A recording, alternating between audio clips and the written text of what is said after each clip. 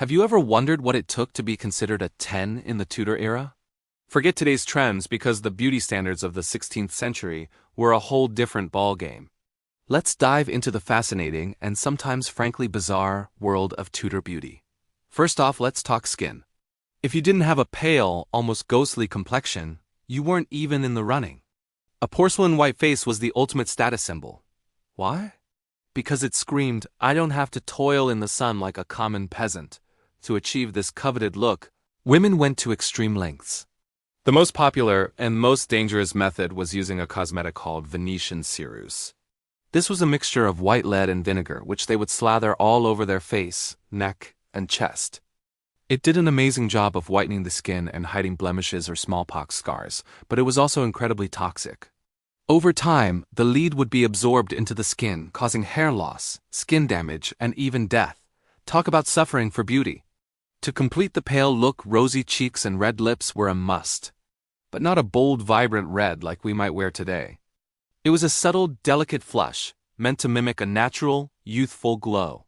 Women used natural pigments from cochineal beetles or plants like madder to create their blush and lip stains. Sometimes they just pinched their cheeks for a quick rush of color before entering a room. Now, let's move on to the forehead. This might be the most surprising Tudor beauty standard of all. A high, broad, and perfectly curved forehead was considered the epitome of intelligence and aristocracy. It was so important that women would go to great lengths to create the illusion of a larger forehead. This meant plucking their hairlines back, sometimes by an inch or more. They would also pluck their eyebrows into thin, barely there arches. If you look at portraits of Elizabeth I, you'll see this trend in action. Her hairline starts way back, and her eyebrows are almost non-existent.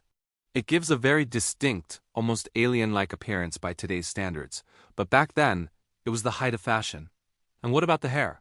For the Tudors, hair was a woman's crowning glory, but it had to be the right color. Light-colored hair, especially reddish gold, was all the rage. This was partly thanks to Queen Elizabeth I and her famous red hair. Women with darker hair weren't out of luck, though. They had their own concoctions to lighten their locks. A popular recipe involved using a mixture of saffron, cumin seeds, and even urine. They would apply this to their hair and then sit in the sun for hours, wearing a wide-brimmed hat with the crown cut out to let the sun's rays do the bleaching work. This hat, called a solana, would protect their precious pale skin while their hair lightened. Once the desired color was achieved, the hair would be elaborately styled, often with intricate braids, twists, and adorned with pearls, jewels, and ribbons. Married women were expected to cover their hair with a hood or coif, but they would still style the hair that peeked out from underneath. Next, let's talk about eyes. While we don't have as much detail about eye makeup, we know that bright, sparkling eyes were highly desirable. To make their eyes appear wider and more luminous, women sometimes used drops of belladonna, a substance derived from the deadly nightshade plant. Belladonna would dilate the pupils, creating a doe-eyed, captivating look.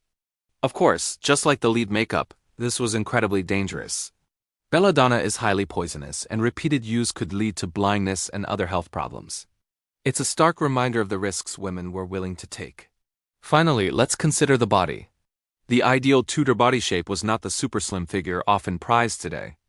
A slightly rounded stomach and full hips were seen as signs of fertility and wealth.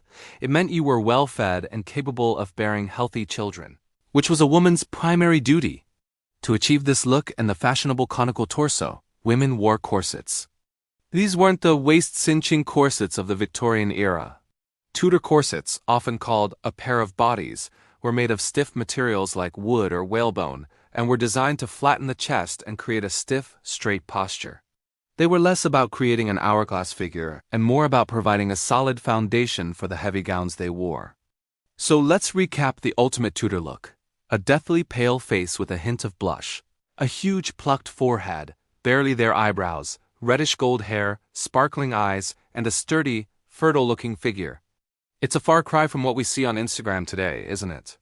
It really shows how much our ideas of beauty are shaped by our culture and our time. The lengths women went to using lead and poison really puts our modern beauty routines into perspective.